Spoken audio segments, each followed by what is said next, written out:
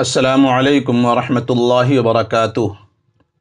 محترم ناظرین، نبی کریم صلی اللہ علیہ وسلم کی بابرکت مجلسیں ہمیشہ علم و حکمت کا سرچشمہ ہوا کرتی تھیں، جہاں آپ صلی اللہ علیہ وسلم اپنے صحابہ کرام کے ساتھ بیٹھ کر روزمرہ کے معاملات اور دین کی گہرائیوں پر روشنی ڈالتے تھے۔ ایسے ہی ایک بابرکت مجلس کا ذکر ہماری آج کی اس ویڈیو میں بھی ہے، جس میں شہد کے ایک چمکدار پیالے کی مثال دے کر ایمان، علم، حکمرانی، مہمان نوازی اور حیا جیسے اہم موضوعات پر بات کی گئی ہے۔ آئیے اس ایمان افروز قصے کی تفصیل سنیں جو ہم سب کے لیے روشنی کا مینار ہے۔ اگر آپ کو یہ ویڈیو پسند آئے تو براہ کرم ہمارے چینل کو سبسکرائب کریں، ویڈیو کو لائک کریں اور اپنے دوستوں کے ساتھ شیئر کریں تاکہ یہ قیمتی سبق اور حکمت ہر دل تک پہنچ سکے۔ نبی کریم صلی اللہ علیہ وسلم اپنے اصحاب کے ساتھ بیٹھ کر کبھی کبھار مزاح بھی فرما لیا کرتے تھے۔ یوں بھی ہوتا کہ وہ مجلس مستقل ایک واقعہ اور قصہ بن جایا کرتی تھی۔ ایک مرتبہ نبی کریم صلی اللہ علیہ وسلم اپنے رفقا سیدنا ابو بکر صدیق رضی اللہ عنہ، حضرت عمر فاروق رضی اللہ عنہ اور حضرت عثمان غنی رضی اللہ عنہ کے ساتھ حضرت علی کے گھر تشریف لے گئے۔ سیدنا علی رضی اللہ تعالی عنہ کی اہلیہ سیدہ فاطمہ رضی اللہ عنہا نے شہد کا ایک پیالہ ان حضرات کی مہمانداری کی خاطر پیش کیا۔ شہد اور خوبصورت چمکدار پیالہ، اتفاق سے اس پیالے میں ایک بال گر گیا۔ آپ صلی اللہ علیہ وسلم نے وہ پیالہ خلفائے راشدین کے سامنے رکھا اور فرمایا، آپ میں سے ہر ایک اس پیالے کے متعلق اپنی رائے پیش کرے۔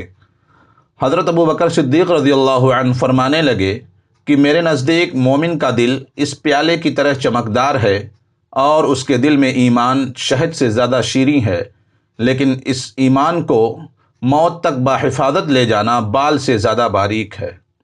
حضرت عمر رضی اللہ عنہ فرمانے لگے کہ حکومت اس پیالے سے زیادہ چمکدار ہے اور حکمرانی شہد سے زیادہ شیریں ہے، لیکن حکومت میں عدل و انصاف کرنا بال سے زیادہ باریک ہے۔ حضرت عثمان رضی اللہ عنہ فرمانے لگے کہ میرے نزدیک علم دین اس پیالے سے زیادہ چمکدار ہے اور علم دین سیکھنا شہد سے زیادہ میٹھا ہے، لیکن اس پر عمل کرنا بال سے زیادہ باریک ہے۔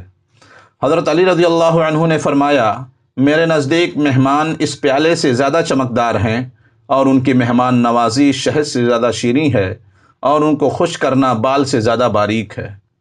حضرت فاطمہ رضی اللہ تعالی عنہا فرمانے لگیں کہ یا رسول اللہ صلی اللہ علیہ وسلم، اگر اجازت ہو تو میں بھی کچھ عرض کروں۔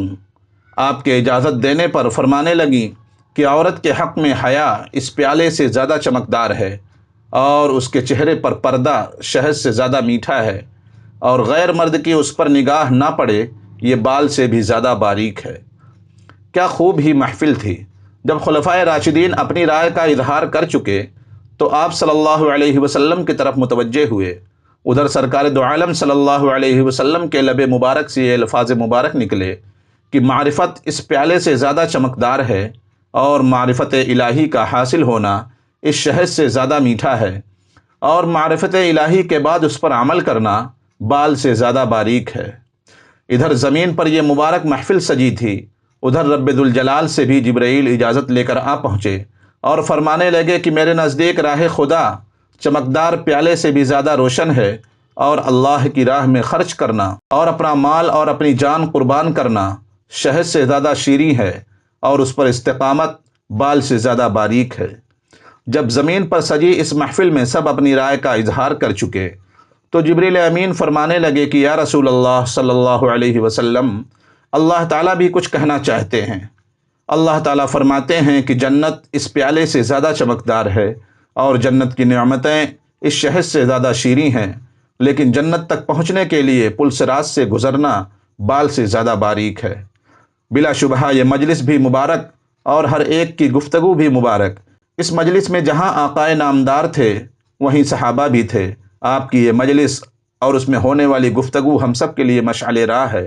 اللہ تعالی ہم لوگوں کو آپ صلی اللہ علیہ وسلم کی اور خلفائے راشدین کی تمام صحابہ کرام کی محبت دل میں پیدا فرما دے، اور اللہ تعالی ہم سبھی لوگوں کی مغفرت فرمائے۔